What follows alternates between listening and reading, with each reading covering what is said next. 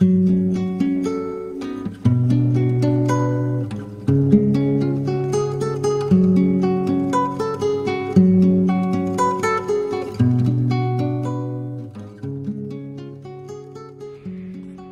de Jésus-Christ selon saint Matthieu. En ce temps-là, Jésus parlait à ses disciples. Si ton frère a commis un péché contre toi, va lui faire de reproches seul à seul. S'il t'écoute, tu as gagné ton frère.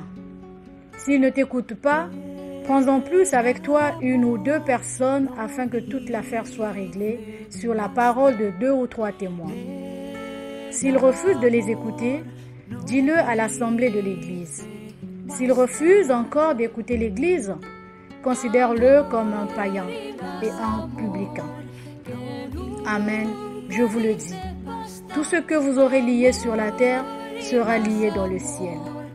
Et tout ce que vous aurez délié sur la terre sera délié dans le ciel. Et pareillement, Amen, je vous le dis. Si 2 d'entre vous sur la terre se mettent d'accord pour demander quoi que ce soit, ils l'obtiendront de mon Père qui est aux cieux. En effet, quand 2 ou 3 sont réunis en mon nom, je suis là au milieu d'eux. Acclamons la parole de Dieu. Louange à toi, Seigneur Jésus.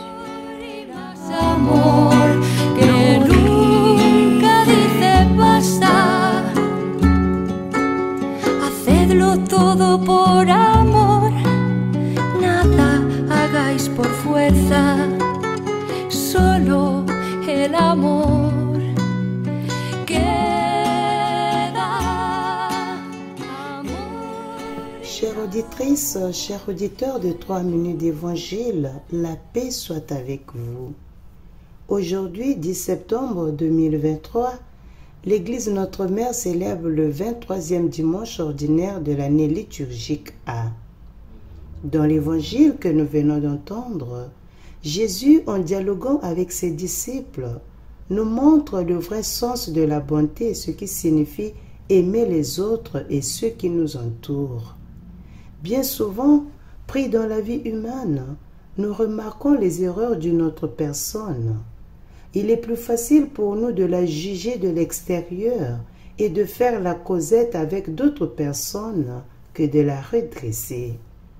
C'est malheureusement une erreur fréquente qui devrait nous permettre de nous rendre compte qu'elle n'aide pas vraiment ceux qui commettent des erreurs.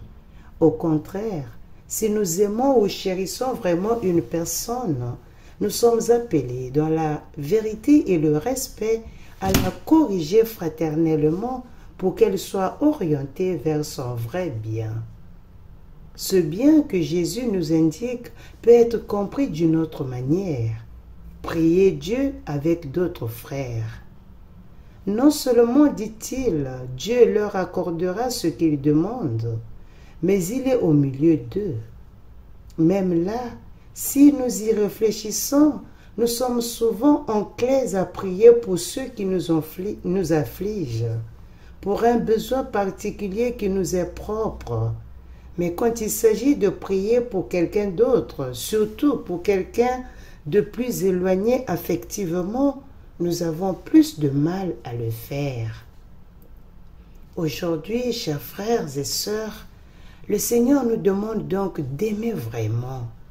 Car lorsqu'on aime vraiment l'autre, comme le Christ nous l'a demandé, on dépasse tout l'égocentrisme humain pour atteindre l'autre au plus profond de son cœur, avec ses erreurs, ses peurs, ses besoins, ses faiblesses, ses fragilités, sans les considérer comme une raison de s'éloigner et de juger négativement cette personne, mais plutôt comme une possibilité d'aimer pleinement, de sorte qu'on confie ses faiblesses et ses erreurs à Dieu et deviennent au contraire des forces. Que le Seigneur nous aide à vivre et à s'aimer l'amour autour de nous. Excellent dimanche à tous. Solo el amor de Dios es lo que se encuentra siempre. Todo lo demás solo